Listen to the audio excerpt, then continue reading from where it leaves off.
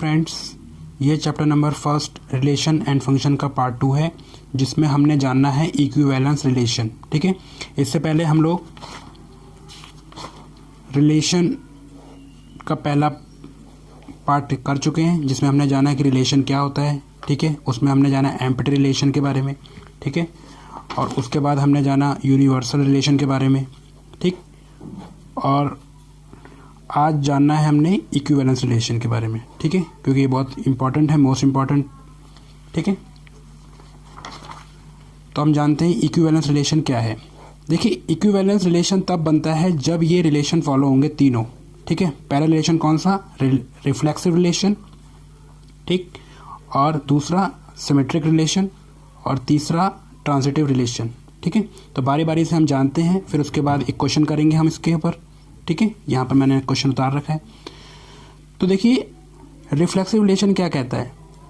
अगर मान लीजिए कोई भी दो एलिमेंट हैं, ठीक है, और वो आर के अंदर आते हैं, ठीक है, और वो दोनों एलिमेंट किसके अंदर हैं? सेट के अंदर हैं, तो वो क्या कहलाएगा? रिफ्लेक्सिव रिलेशन कहलाएगा। ठीक है, सेम होने चाहिए ए और ए।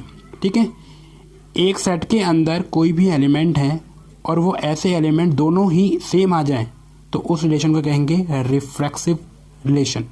रिफ्लेक्सिव। ठीक है, सेकंड है सिमेट्रिक रिलेशन। ठीक, इसमें क्या है कि अगर मान लीजिए कोई सेट है, उस सेट के एलिमेंट ए और बी उसके अंदर आ जाते हैं, उस रिलेशन के अंदर, और फिर रिवर्स बी और ए। यहाँ देखिए ए और बी है, और यहाँ पर क्या है? बी और ए, और अगर उसके अंदर आ जाते हैं तो हम कहेंगे वो क्या है? सिमेट्रिक रिलेशन है। ठीक, इसको क्वेश्चन के फॉर्म में भी जानेंगे तो और ज़्यादा अच्छे से क्लियर हो जाएगा। थर्ड जो है आपके पास है ट्रांजिटिव। ट्रांजिटिव में क्या है? ए बी आर के अंदर आने चाहिए, बी सी आर के अंदर आने चाहिए, और अगर इनको कट कर दिया जाए बी और बी को, तो ए सी बचेगा, तो ए सी भी आर के अंदर आने चाहिए। ठीक है, तो ये कंडीशन है, बारी बारी से अप्लाई करते हैं इसके अंदर। देखिए, एग्जाम्पल है इसके अंदर। एग्जाम्पल क्या है? एक सेट है 1 2 3 4, ठीक है, और उस सेट से एक रिलेशन बना है 1 1 1 2 2 1 2 2 3 4 4 3 3 3 एंड 4 4, एक रिलेशन बना है। ठीक है, और इसके अंदर बोल रहा है कि ये जो रिलेशन है, क्या बताइए क्या इक्विवेलेंस रिलेशन है या नहीं। ठीक, तो सबसे पहले हम क्या करेंगे इक्विवेलेंस रिलेशन को प्रूफ करने के लिए? रिफ्लेक्सिव। ठीक है, यानी हम रिफ्लेक्सिव प्रूफ करेंगे। तो फर्स्ट ऑफ ऑल हम क्या करेंगे? रिफ्लेक्सिव की प्रॉपर्टी लिख लेंगे। ठीक, रिफ्लेक्सिव रिलेशन क्या प्रॉपर्टी है उसकी? If A A belongs to R, ठीक है, फॉर एवरी ए, यानी जो ए एलिमेंट है वो किसके अंदर आना चाहिए? सेट ए के अंदर आना चाहिए। ठीक, अब देखिए बहुत सिंपल है, इसको समझने का तरीका क्या है? हमें ये रिलेशन दिख रहा है, और इस रिलेशन के अंदर अब ये जो वैल्यू होती है, ये क्या होती है? ए और बी होते हैं ये। ठीक है, ए और बी होते हैं। ये ए है, ये बी है, ये ए है, ये बी है, ये ए है, ये बी है। ठीक है, ऐसे हम लोग ले सकते हैं इस रिलेशन को। अब क्या कहा गया है इसमें? ए ए, यानी कोई भी ऐसे एलिमेंट जो सेम हो, क्या इस रिलेशन के अंदर है? कोई भी अगर ऐसा एलिमेंट अगर हमें मिल जाता है जिसकी वैल्यू सेम हो, ए के इक्वल है, यानी जो यहाँ पर अगर आप कह सकते हो, यानी यहाँ पर बी होना चाहिए ना, तो यहाँ पर बी जो है इक्वल है ए के, तो इसलिए यहाँ पर हमने ए लिख दिया है। ठीक है, इस चीज़ को समझना, यानी यहाँ पर कहने का मतलब क्या है? ए, यानी अगर ये ए सेम है, तो देखिए एक मेरे पास एक एलिमेंट है 1 1, ठीक है, एक एलिमेंट है मेरे पास ये 2 2, एक एलिमेंट है 3 3 एंड 4 4, यानी मेरे पास ये सारे एलिमेंट आ गए। ठीक है, यानी मैं कह सकता हूँ मेरे पास कौन कौन से हैं? 1 1 2 2 3 3 एंड 4 4। ठीक है, ये सारे एलिमेंट आ गए इस आर के अंदर, यानी इस रिलेशन के अंदर। ठीक है, इसके अकॉर्डिंगली, और ये जो एलिमेंट हैं ये सारे सेट से ही हैं। देखिए, कोई भी ऐसा एलिमेंट नहीं होगा जो इस सेट से बाहर हो, यानी 4 तक है तो 4 तक है, ऐसा नहीं होगा 5 5 होगा। ठीक है, यानी यहाँ पर सेम है, यानी ए की वैल्यू सेम है, यानी यहाँ पर अगर बी होता तो ये बी क्या है? ए तो है एक्चुअल में। ठीक है, तो ऐसे रिलेशन को कहेंगे रिफ्लेक्सिव रिलेशन। यानी यहाँ पर आप ये कह सकते हो कि ये रिलेशन जो है आपका प्रूफ हो गया। यानी आप कह सकते हो ए बिलोंग्स टू आर। यानी यहाँ पर अगर एक भी ऐसा पेयर अगर मुझे इसमें से मिल जाता है तो मैं कहूँगा वो रिफ्लेक्सिव रिलेशन है। ठीक है, यानी यहाँ पर ये प्रॉपर्टी सेटिस्फाई हो गई मेरी। सेकंड पे चलते हैं हम लोग। ठीक है, सेकंड क्या है? Symmetric relation. इसमें क्या प्रॉपर्टी है? इस प्रॉपर्टी को एक बार कंटिन्यू लिख लेते हैं यहाँ पर। A B belongs to R, B A belongs to R. यानी यहाँ पर मुझे कहने का मतलब क्या है? ये ए बी और बी ए यानी रिवर्स, यानी ए बी और उसका रिवर्स अगर मुझे इस रिलेशन में मिल जाता है तो मैं क्या कहूँगा? वो सिमेट्रिक रिलेशन हो जाएगा मेरे पास। अब देखिए कहने का मतलब क्या है? अगर मेरे पास 1 2 है, 1 2 है तो इसका मुझे 2 1 भी मिलना चाहिए। देखिए यहाँ पर आ गया 2 1, ये भी रिलेशन में है, एक पेयर तो मुझे मिल गया 2 1। ठीक है, यही कंडीशन तो है। यानी मान लीजिए ए है और ये बी है तो यहाँ पर क्या होगा? सेम होना चाहिए ए और ये बी। ठीक है ना, ये देखिए, ये चीज़ समझ पा रहे होगे आप। एक और देख लेते हैं, कोई पेयर हो, जैसे ये मान लीजिए ये मेरे पास है, यहाँ पर 3 है, यानी मान लीजिए ए ये है 4 ये है, तो उसका रिवर्स रिलेशन मुझे मिलना चाहिए 4 और ये 3। देखिए उसका रिवर्स अगर मैं कर दूँ तो ये भी उस सेट के अंदर मिल रहा है। ठीक है, अब मान लीजिए मैंने ये 3 4 लिया था तो 3 4 का रिवर्स रिलेशन ये रहा मिल रहा है। यानी कोई भी एक ऐसा रिलेशन मिल जाए जिससे मेरी सिमेट्री प्रूफ हो जाए तो मैं इसको कहूँगा ये क्या है? ए बी एंड बी ए दोनों ही मेरे इस रिलेशन में आते हैं। यानी कोई भी मुझे एक ऐसा पेयर मिल जाए तो मैं कहूँगा ये सिमेट्रिक रिलेशन हो गया।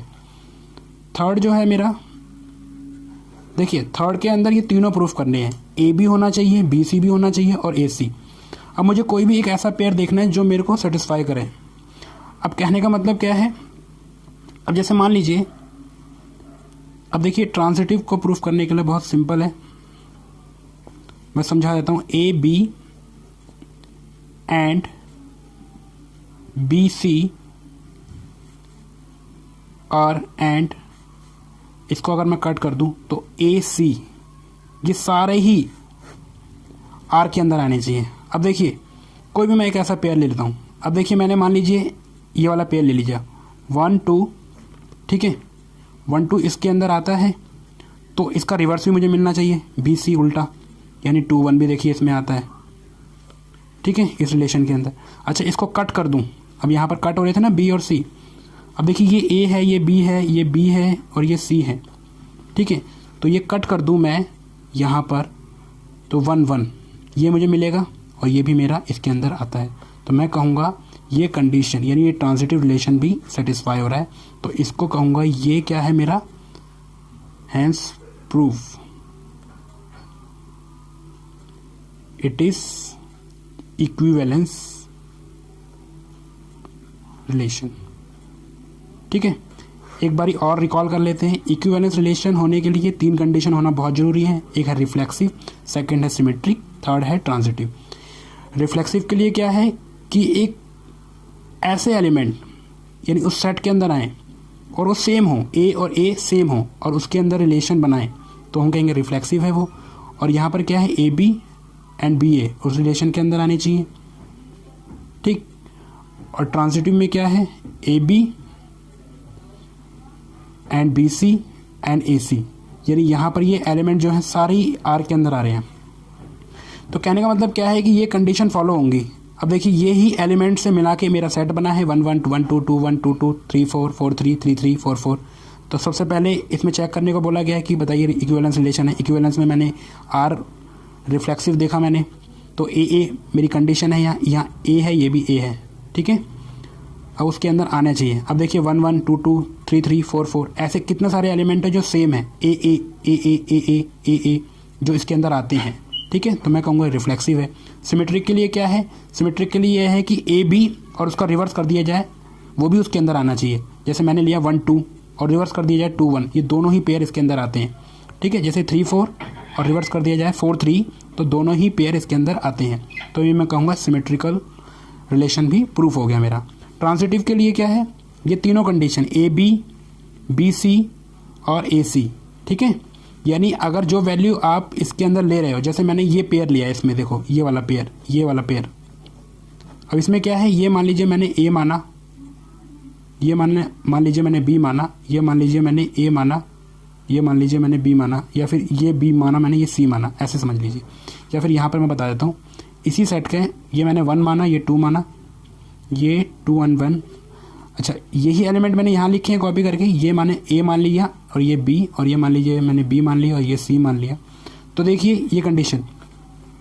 अब देखिए ए बी इसमें मैंने ले लिया, 1 2 है इसमें, बी सी 2 1 मैंने ले लिया, ये भी है इसके अंदर, और इसके एलिमेंट यानी यहाँ पर ए और सी आना चाहिए, और ए और सी क्या है मेरा 1 और सी क्या है 1, तो ये एलिमेंट भी मेरा इसके अंदर आना चाहिए। तो देखिए ये आ रहा है, तो इसी के साथ मैं क्या करता हूँ, इक्विवेलेंस रिलेशन प्रूफ करता हूँ। ठीक है, थैंक यू।